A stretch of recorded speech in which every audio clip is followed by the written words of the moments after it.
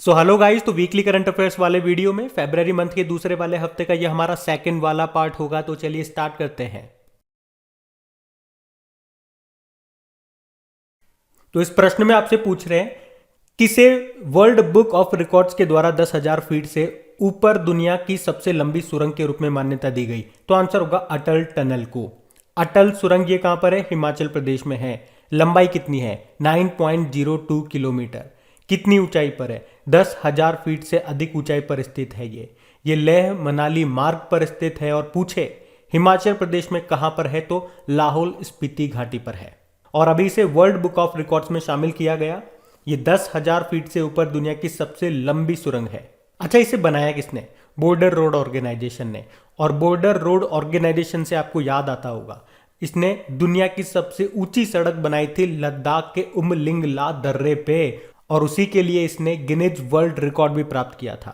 तो यहां से एक स्टैटिक प्रश्न भी आपका बन गया, उमलिंगला दर्रा कहां पर है? लद्दाख में।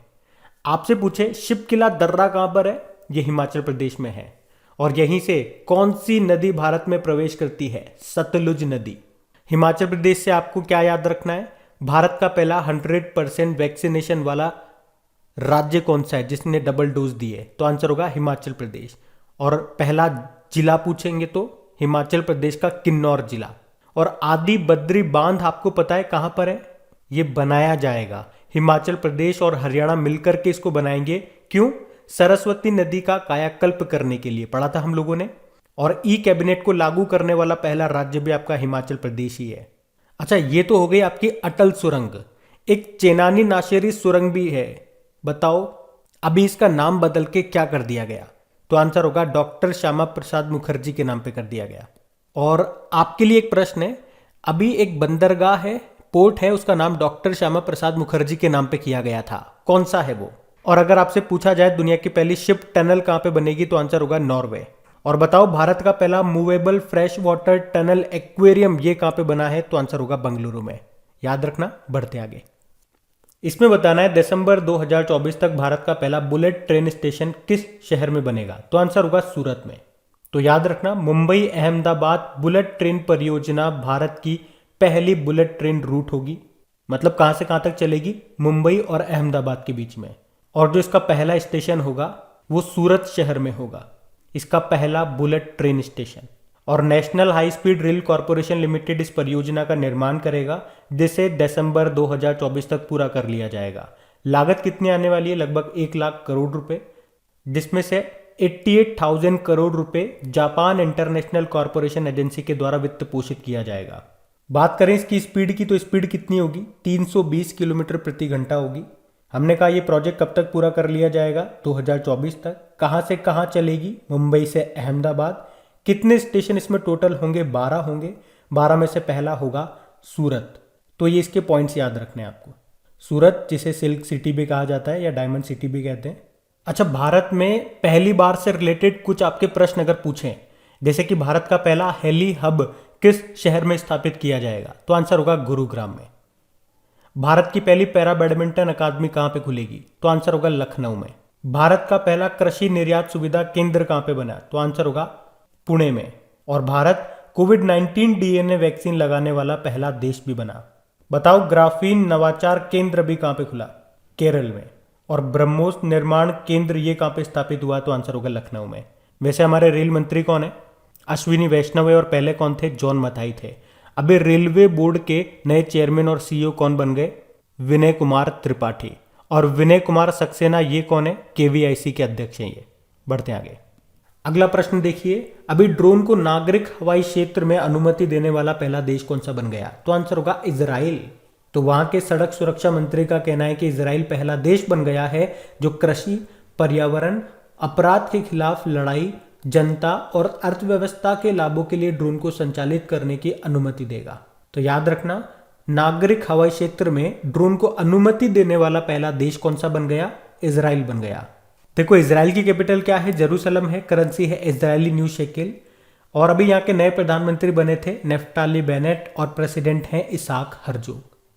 अच्छा बताइए, सिंगल विंडो पोर्टल लॉन्च करने वाला पहला केंद्र शासित प्रदेश कौन सा बना?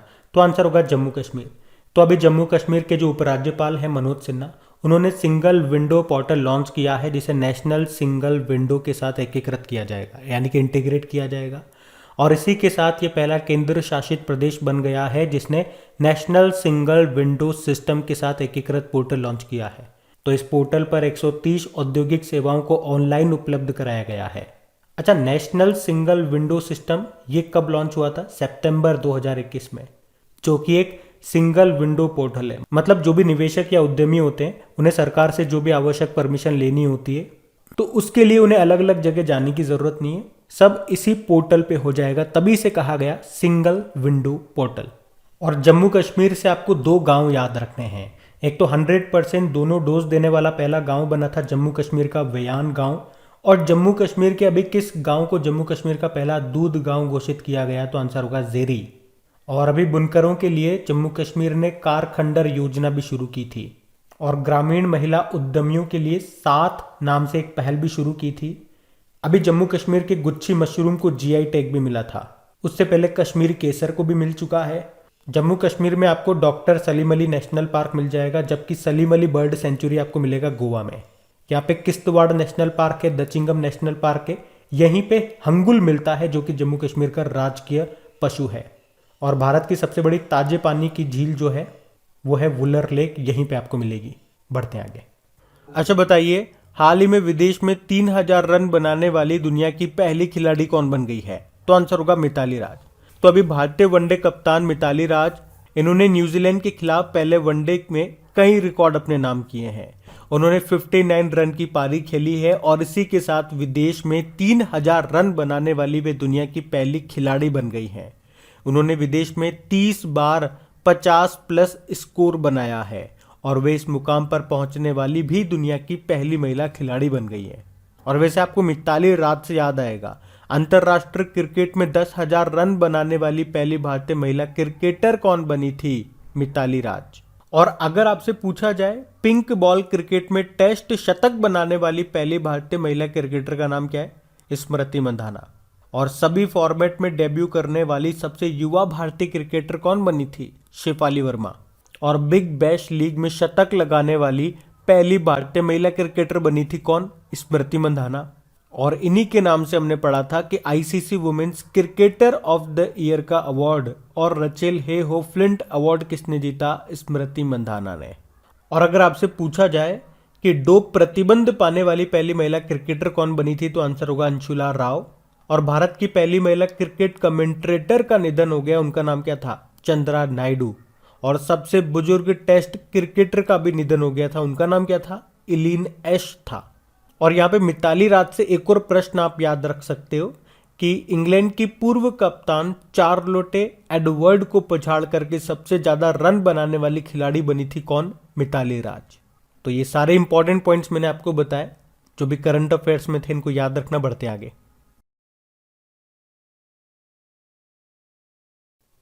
फिर बताइए, विज्ञान में महिलाओं और लड़कियों का अंतर्राष्ट्रीय दिवस ये कब मनाया गया? तो आंसर होगा 11 फरवरी को, यानी कि international day of women and girls in science. ये हर साल 11 फरवरी को मनाया जाता है। उद्देश्य क्या है? विज्ञान में महिलाओं और लड़कियों को बढ़ावा देना। थीम क्या रही थी? Equity, diversity and inclusion, water unites us. और साइंस से आपको एक और डे याद आएगा, नेशनल साइंस डे 28 फरवरी को होता है। बढ़ते आगे। बताइए, विश्व यूनानी दिवस कब मनाया जाता है? तो आंसर होगा 11 फरवरी को। तो वर्ल्ड यूनानी डे ये हर साल 11 फरवरी को ही मनाते हैं। इसे भी क्यों 11 फरवरी को ही क्यों मनाते हैं? क्योंकि एक प्रसिद्ध भारतीय यूनानी चिकित्सक थे हकीम अजमल खान, उनकी जयंती होती है 11 फरवरी को। और पहला यूनानी डे 2017 में सेंट्रल रिसर्च इंस्टीट्यूट ऑफ यूनानी मेडिसिन जो कि हैदराबाद में है वहां पे मनाया गया था। अच्छा, क्या आप में से कोई बता पाएगा कि 2021 का मेडिसिन का, चिकित्सा का नोबेल पुरस्कार किसे मिला है? अगर आपको पता है तो कमेंट बॉक्स में टाइप करके बताइए। हम बढ़ते हैं आगे। फिर बताइए, हाल ही में राष्ट्रीय उत्पादकता दिवस कब मनाया गया? तो आंसर होगा 12 फरवरी को। तो भारत में हर साल 12 फरवरी को नेशनल प्रोडक्टिविटी डे के रूप में मनाया जाता है। मनाने का उद्देश्य क्या है? देश के सभी क्षेत्रों में उत्पादकता और गुणवत्ता के प्रति लोगों को जागरूक करना। अच्छा, राष्ट्रीय उत्पादकता परिषद के महानिदेशक नेशनल प्रोडक्टिविटी काउंसिल के डायरेक्टर जनरल कौन है? अरुण कुमार है। और ये जो राष्ट्रीय उत्पादकता दिवस है इसकी थीम क्या रही? उत्पादकता के माध्यम से आत्मनिर्भरता, सेल्फ रेजिलियंस थ्रू प्रोडक्टिविटी। ध्यान रखना ये। बढ़ते आगे। बताइए वर्ल्ड रेडियो डे कब मनाया गया? तो आंसर होगा 13 फरवरी को। तो रेडियो को एक शक्तिशाली माध्यम के रूप में मान्यता देने के लिए हर साल 13 फरवरी को वर्ल्ड रेडियो डे के रूप में मनाया जाता है। और इसकी थीम क्या रही? Radio and trust. और वैसे ऑल इंडिया रेडियो के डायरेक्टर जनरल का नाम क्या है? अच्छा, उनके डायरेक्टर जनरल का नाम मैं आपको बताऊं उससे पहले 13 फरवरी को एक और डे मनाया जाता है, बहुत इंपॉर्टेंट डे है। अगर आपको पता है तो अभी वीडियो को पॉज करो और कमेंट बॉक्स में टाइप करो, वरना अगला प्रश्न वही है। ऑल इंडिया रेडियो के डायरेक्टर जनरल मैंने आपसे पूछा, क्या नाम है? एन वेणुधर रेड्डी है। अगला प्रश्न देखते हैं। बताइए भारतीय राष्ट्रीय महिला दिवस, यही है 13 फरवरी को मनाते हैं। तो अगला प्रश्न देखिए, आपको उत्तर मिल जाएगा पिछले वाले प्रश्न का कि 13 फरवरी को कौन सा डे मनाते हैं। तो भारतीय राष्ट्रीय महिला दिवस हम 13 फरवरी को मनाते हैं। और 13 फरवरी को ही क्यों? क्योंकि 13 फरवरी को सरोजिनी नायडू जी की जयंती होती है। उनको उनकी कविताओं के कारण नाइटिंगेल ऑफ इंडिया यानी कि भारतीय कोकिला भी कहा जाता है। और वे भारत की पहली महिला राज्यपाल भी थी। कहाँ की? उत्तर प्रदेश की। अब आप कमेंट बॉक्स में टाइप करके बताओ कि भारत की पहली महिला मुख्यमंत्री कौन थी। तो ये तो हो गया आपका राष्ट्रीय महिला दिवस। एक अंतर्राष्ट्रीय महिला दिवस भी होता है जो 8 मार्च को मनाते हैं। और महिलाओं से 2-3 डे मैं आपको और बताऊंगा ताकि आपको लिंक करके याद रखने में आसानी होगी। 2 तो ये हो गए। तीसरा है ग्रामीण महिलाओं का अंतर्राष्ट्रीय दिवस, वो 15 अक्टूबर को होता है।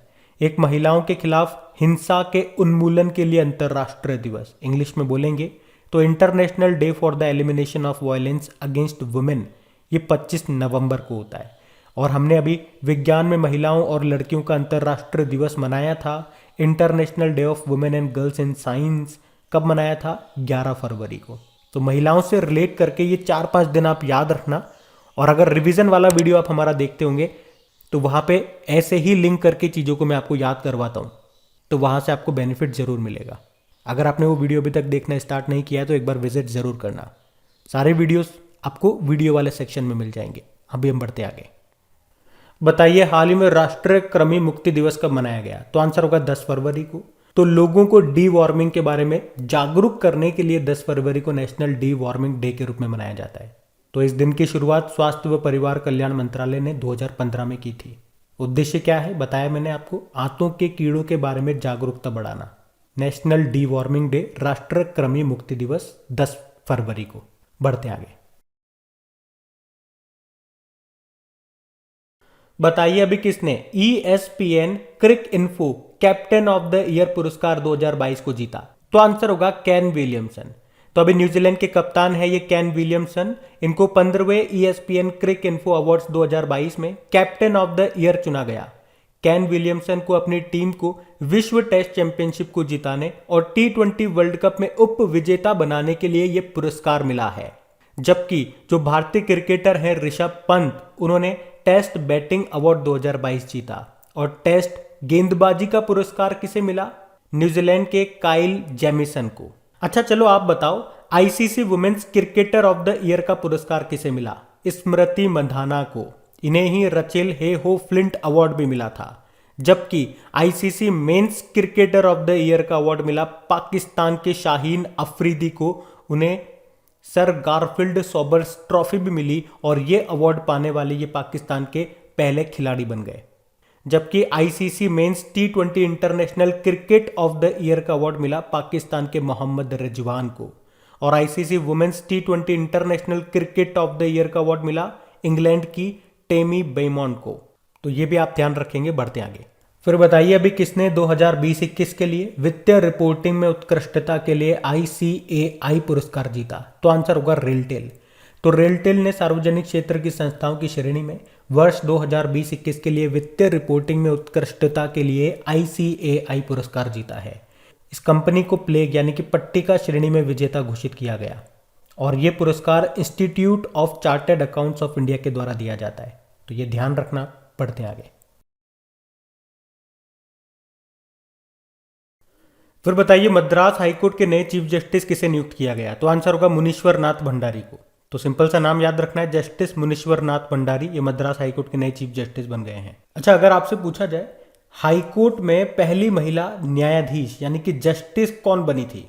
तो आंसर होगा अन्ना चांडी, केरल हाईकोर्ट से थी ये।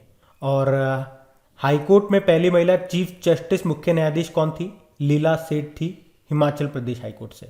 उसी तरह से अगर पूछे सुप्रीम कोर्ट में पहली महिला न्यायाधीश कौन थी? फातिमा बीवी थी।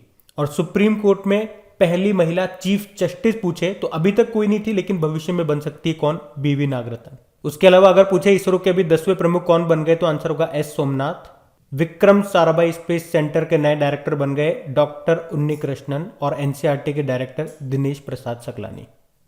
अब बताइए टाटा सन्स के अभी अध्यक्ष कौन बन गए, तो आंसर होगा एन चंद्रशेखरन। अभी तक एन चंद्रशेखरन ही टाटा सन्स के अध्यक्ष थे और अभी एक बार फिर से इन्हें अध्यक्ष चुन लिया गया है। बाकी एसएससी स्टाफ सिलेक्शन कमीशन के अभी चेयरमैन बने एस किशोर नाम है, एचपीसीएल के चेयरमैन बने पुष्प कुमार जोशी हैं, और चीफ इकोनॉमिक एडवाइजर मुख्य आर्थिक सलाहकार बने वी अनंत नागेश्वरन है।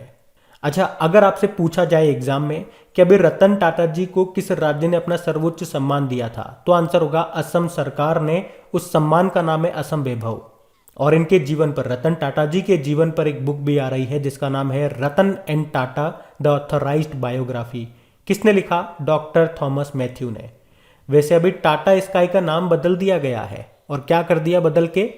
टाटा प्ले कर दिया गया। और 2022 और 2023 के जो आईपीएल हैं उसे स्पॉन्सर कर रहा है टाटा ग्रुप। किसकी जगह? वीवो की जगह। उसी तरह से आप ध्यान रख सकते हो टीसीएस यानी कि टाटा कंसल्टेंसी सर्विसेज, ये टाइटल स्पॉन्सर बनी है टोरंटो वाटर फ्रंट मैराथन की। और अगर आपसे एग्जाम में पूछा जाए सदी के शीर्ष परोपकारी लोगों की सूची में टॉप पर कौन रहे? जमशेदजी टाटा। अभी CO2 कैप्चर करने के लिए भारत का पहला प्लांट किसने शुरू किया था? टाटा स्टील ने। और यही प्रश्न अगर दुनिया के लिए पूछे, यानी कि दुनिया में ऐसा करने वाला पहला देश कौन सा बना, तो आंसर होगा आइसलैंड, और उसके प्लांट का नाम है ओरका। अच्छा, वैसे टाटा स्टील के CEO का नाम क्या है? टीवी नरेंद्रन है, जो कि अभी कॉन्फेडरेशन ऑफ इंडियन इंडस्ट्री के प्रेसिडेंट भी बने थे। ये भी ध्यान रखो। बढ़ते आगे।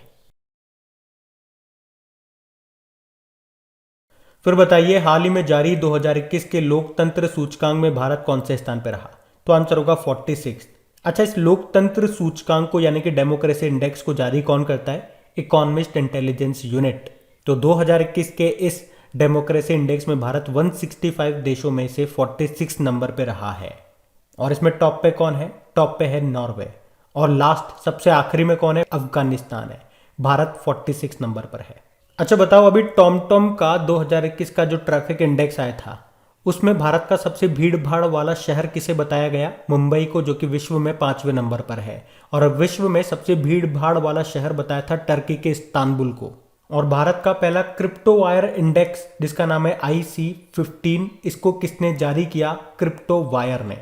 उसके अलावा यूनाइटेड नेशन ने जो खुशहाली सूचकांक 2021 को जारी किया था, हैप्पीनेस इंडेक्स, उसमें भारत 139 नंबर पे था। टॉप पे था फिनलैंड। और वैश्विक भुखमरी सूचकांक की बात करेंगे तो भारत 101वें नंबर पर है। वर्ल्ड प्रेस फ्रीडम इंडेक्स की बात करेंगे, किसने जारी किया इस इंडेक्स को? रिपोर्टर्स विदाउट बॉर्डर ने। भारत 142 नंबर पे था। टॉप पे नॉर्वे था। और ग्लोबल इनोवेशन इंडेक्स जिसको जारी करता है वर्ल्ड इंटेलेक्चुअल प्रॉपर्टी ऑर्गेनाइजेशन, उसमें भारत 46 नंबर पे था। टॉप पे उसमें स्विट्जरलैंड था। और ease of doing business index जिसको वर्ल्ड बैंक ने अभी जारी करना बंद किया, लेकिन इसकी जो आखिरी रैंकिंग आई थी उसमें भारत 63 रैंक पे था। और एक और है मानव विकास सूचकांक 2020 आया था जिसको जारी किया था यूनाइटेड नेशन डेवलपमेंट प्रोग्राम ने, उसमें भारत 131 नंबर पे था। टॉप पे नॉर्वे रहा था। तो ये भी ध्यान रखें आप। बढ़ते आगे। अच्छा बताइए, हाल ही में किस जिले ने दिसंबर 2021 के लिए नीति आयोग की डेल्टा रैंकिंग में सबसे बेहतर आकांक्षी जिले के लिए पहली रैंक हासिल की? तो आंसर होगा मलकानगिरी, उड़ीसा। तो नीति आयोग ने अभी champions of change delta ranking दिसंबर 2021 के लिए कृषि और जल संसाधन क्षेत्र में 5 सबसे बेहतर आकांक्षी जिलों की घोषणा की है, जिसमें से उड़ीसा का मलकानगिरी पहले स्थान पर है। दूसरे स्थान पे मध्य प्रदेश का छतरपुर, तीसरे पे जम्मू कश्मीर का बारामुल्ला, चौथे पे झारखंड का रामगढ़, और 5वें पे है बिहार का बेगूसराय। अच्छा, नीति आयोग आपको याद होगा योजना आयोग की जगह लाया गया था इसे 2015 में। स्थापना होती है 1 जनवरी 2015 को। फुल फॉर्म होती है national institute of transforming India. इसके वर्तमान अध्यक्ष कौन है? वैसे इसके अध्यक्ष भारत के प्रधानमंत्री होते हैं, जो नरेंद्र मोदी हैं वर्तमान में उपाध्यक्ष राजीव कुमार है, लेकिन पहले उपाध्यक्ष कौन थे? अरविंद पनगड़िया। वर्तमान में सीईओ अमिताभ कांत हैं और पहले कौन थे? सिंधु खुल्लर थे। तो ये ध्यान रखना, बढ़ते आगे। फिर बताइए, नाबार्ड ने प्राकृतिक खेती को बढ़ावा देने के लिए अभी कौन सा कार्यक्रम शुरू किया था? तो आंसर होगा जीवा कार्यक्रम। पहले तो नाबार्ड पे आते हैं। नाबार्ड की फुल फॉर्म क्या होती है? National bank for agriculture and rural development. इसकी स्थापना होती है 12 जुलाई 1982 में। हेडक्वार्टर मिलेगा आपको मुंबई में और इसके अध्यक्ष हैं गोविंद राजुलू चिंटला। तो अभी नाबार्ड ने 11 राज्यों में प्राकृतिक खेती को बढ़ावा देने के लिए ये जीवा प्रोग्राम को शुरू किया है। उद्देश्य क्या है? किसानों को प्राकृतिक खेती के लिए प्रोत्साहित करना, क्योंकि इन क्षेत्रों में व्यावसायिक खेती काम नहीं कर सकती है। अच्छा, नाबार्ड की स्थापना किस समिति की सिफारिश पे हुई थी? बताओ। शिवरमन समिति। ध्यान रखना, बढ़ते आगे। अच्छा बताइए, आरबीआई ने ई रूपी की सीमा को 10,000 रुपए से बढ़ाकर कितना कर दिया? तो आंसर होगा 1 लाख रुपए। तो पहले तो ये लाइन याद रखना कि आरबीआई ने ई रूपी डिजिटल वाउचर की लिमिट को 10,000 रुपए से बढ़ाकर कितना कर दिया? 1 लाख रुपए। आपको याद होगा अभी 2 अगस्त 2021 को प्रधानमंत्री नरेंद्र मोदी ने ई रूपी को लॉन्च किया था। ये एक डिजिटल पेमेंट सिस्टम है जो बिना किसी क्रेडिट कार्ड, डेबिट कार्ड और इंटरनेट बैंकिंग के काम करता है। इसके लिए किसी भी स्मार्टफोन या इंटरनेट की भी जरूरत नहीं है। ई रुपए की फुल फॉर्म क्या होती है? देखो यहीं से आंसर मिल जाएगा। इलेक्ट्रॉनिक रुपी, यूपीआई मतलब यूनिफाइड पेमेंट इंटरफेस। मतलब ये कैशलेस और कॉन्टेक्टलेस डिजिटल पेमेंट सर्विस है जो भीम यूपीआई पर आधारित है। ये एसएमएस और क्यूआर कोड की मदद से काम करता है। मतलब आप कह सकते हो ये एक प्रीपेड चार्जिंग कूपन की तरह काम करता है, यानी कि इसमें एक निश्चित अमाउंट स्टोर्ड होता है जो रिडीम करने पर बेनिफिशियरी के अकाउंट में जमा हो जाता है। ठीक, आप इसे उस तरह से समझ सकते हो जैसे कि पहले रिचार्ज कूपन आते थे मोबाइल के, तो रिचार्ज करने पर जो रिचार्ज कूपन की राशि होती थी वो मोबाइल अकाउंट में जमा होती थी। तो उसी तरह से ये भी काम करता है।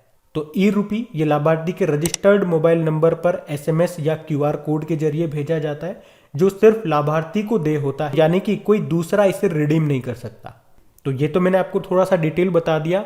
आपको क्या याद रखना है एग्जाम पॉइंट ऑफ व्यू से कि आरबीआई ने ई रूपी की सीमा को 10,000 रुपए से बढ़ाकर कितना कर दिया? 1 लाख रुपए। देखो आरबीआई यानी कि रिजर्व बैंक ऑफ इंडिया स्थापना होती है 1 अप्रैल 1935। मुंबई में हेडक्वार्टर है। वर्तमान में गवर्नर है शक्तिकांत दास, 25वें नंबर के हैं। पहले ब्रिटिश गवर्नर का नाम है ऑसबॉर्न स्मिथ। पहले इंडियन गवर्नर का नाम है सीडी देशमुख। और कई बार इसके लोगों से भी प्रश्न आता है कि इसमें एक पेड़ है और एक जानवर है। कौन सा पेड़ है? पाम ट्री, ताड़ का पेड़। कौन सा जानवर है? Royal Bengal tiger. अब एक प्रश्न मैं आपसे पूछूंगा, अभी एशियन इंफ्रास्ट्रक्चर इन्वेस्टमेंट बैंक के उपाध्यक्ष बने हैं, वो आरबीआई के पूर्व गवर्नर हैं, उनका नाम आपको बताना है। हम बढ़ते आगे। फिर आपको बताना है फरवरी 2022 में आयोजित 45वां अंतर्राष्ट्रीय कोलकाता पुस्तक मेले में फोकल थीम देश कौन सा होगा? तो आंसर होगा बांग्लादेश। तो याद रखना ये 45वां इंटरनेशनल कोलकाता बुक फेयर ये 28 फरवरी को शुरू हो रहा है और ये 13 मार्च तक चल रहा है। और इस बार का फोकल थीम देश कौन सा है? तो आंसर होगा बांग्लादेश। अच्छा, बांग्लादेश की कैपिटल क्या है? ढाका। और यहाँ पे किसका हेडक्वार्टर मिलेगा आपको? बिम्स्टेक का हेडक्वार्टर मिलेगा। इसकी करेंसी है टका। प्रधानमंत्री हैं शेख हसीना और प्रेसिडेंट है अब्दुल हामिद। ध्यान रखना, ये बढ़ते आगे। तो इस प्रश्न में आपको बताना है एचआईवी के सह खोज के लिए नोबेल पुरस्कार जीतने वाले ल्यूक मॉन्टेग्नियर का निधन हो गया। वे किस देश के थे? तो आंसर होगा फ्रांस। तो फ्रांस के वायरोलॉजिस्ट थे ये ल्यूक मॉन्टेग्नियर, जिन्होंने एड्स के रोग कारक वायरस की खोज के लिए 2008 में नोबेल पुरस्कार जीता था, लेकिन अभी इनका निधन हो गया। अच्छा, फ्रांस से आपको याद होगा फ्रांस की प्रसिद्ध कथकली नृत्यांगना थी जिनका भी अभी जनवरी में निधन हो गया था। क्या नाम था उनका? मिलिना सोल्विनी, जिन्हें 2019 में पद्मश्री भी मिला था। और एचआईवी से आपको बता दूं, एक तो देखो डे याद रख लो, वर्ल्ड एड्स डे कब होता है? 1 दिसंबर को। और वर्ल्ड एड्स वैक्सीन डे होता है 18 मई को। और अभी अमेरिका की एक महिला है जो एचआईवी एड्स से ठीक होने वाली पहली महिला बन गई है। इनका जो इलाज है स्टेम सेल ट्रांसप्लांट करके किया गया। और ये जो स्टेम सेल है ये ऐसे व्यक्ति ने दान किए थे जिसके अंदर एचआईवी वायरस के खिलाफ कुदरती प्रतिरोधी क्षमता थी। तो ये भी आप ध्यान रख सकते हैं, न्यूज में था। बढ़ते आगे। फिर बताइए अटल बिहारी वाजपेयी नाम की बुक को किसने लिखा? तो आंसर होगा सागरिका घोष ने। तो अभी सागरिका घोष ने इस बुक को लिखा है जिसका नाम है अटल बिहारी वाजपेयी। ये भारत के पूर्व प्रधानमंत्री अटल बिहारी जी की जीवनी है। सागरिका घोष ये एक पत्रकार हैं और इससे पहले इन्होंने इंडियाज मोस्ट पावरफुल प्रधानमंत्री नाम से एक बुक भी लिखी थी। अच्छा, जीवनी यानी कि बायोग्राफीज की बात है तो कुछ इंपॉर्टेंट बायोग्राफीज अभी न्यूज में थी, मैं आपको बताता हूँ। एक तो बान की मून जो कि यूनाइटेड नेशन के पूर्व सेक्रेटरी जनरल हैं, उनकी बायोग्राफी आई है, उसका नाम क्या है, resolved uniting nation in a divided world. Ambuja cement limited के जो संस्थापक हैं नरोत्तम शेख सरिया, उनकी बायोग्राफी आई है, उसका नाम है द अंबुजा स्टोरी। सुरेश रैना की बायोग्राफी है believe what life and cricket taught me. Sonu Sood की है आई एम नो मसीहा। नीना गुप्ता एक्ट्रेस हैं, उनकी है सच कहूं तो। एनके सिंह 15वें वित्त आयोग के अध्यक्ष हैं, उनकी है portraits of power. Vishwanath Anand Bharat के पहले ग्रैंड मास्टर हैं ये, इनकी बायोग्राफी है माइंड मास्टर।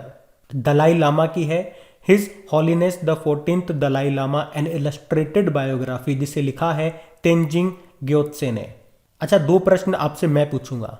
अभी ममता बियॉन्ड 2021 नाम की बुक आई थी, उसको किसने लिखा है?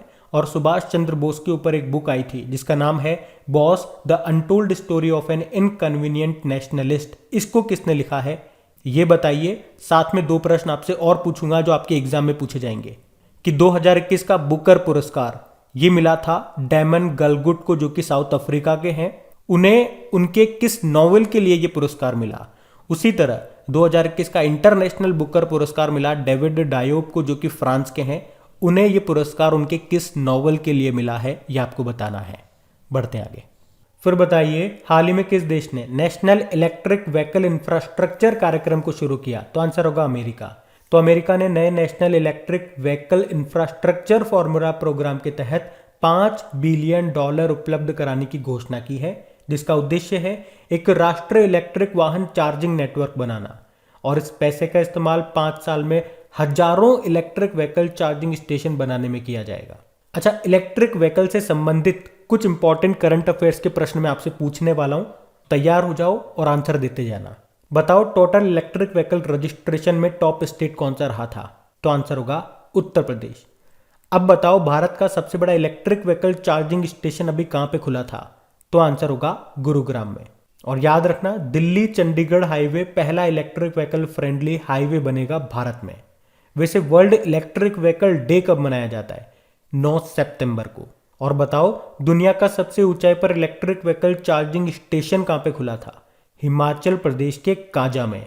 और भारत की पहली लिथियम रिफाइनरी सेटअप कहां पे होगी? गुजरात में। और अभी हमने पढ़ा था जो कोच्चि है ये वाटर मेट्रो प्रोजेक्ट वाला देश का पहला शहर बना था, जहां पे 23 आपकी जो बैटरी से चलने वाली नाव है वो चला करेंगी, जिसमें से पहली इलेक्ट्रिक नाव को लॉन्च कर दिया गया। उसका नाम क्या है? मुजिरिस नाम है। और इन नावों को कौन बना रहा है? Cochin shipyard limited. अच्छा, अभी नासा ने पहला all electric experimental aircraft launch किया था, उसका नाम क्या है? X-57 Maxwell. और दुनिया के पहले फुल्ली इलेक्ट्रिक कमर्शियल प्लेन ने अभी कनाडा में उड़ान भरी थी, ये भी ध्यान रखना। बढ़ते आगे। अच्छा बताओ अभी किस देश ने ड्रोन के आयात पर इंपोर्ट पर प्रतिबंध लगाया? तो आंसर होगा भारत ने।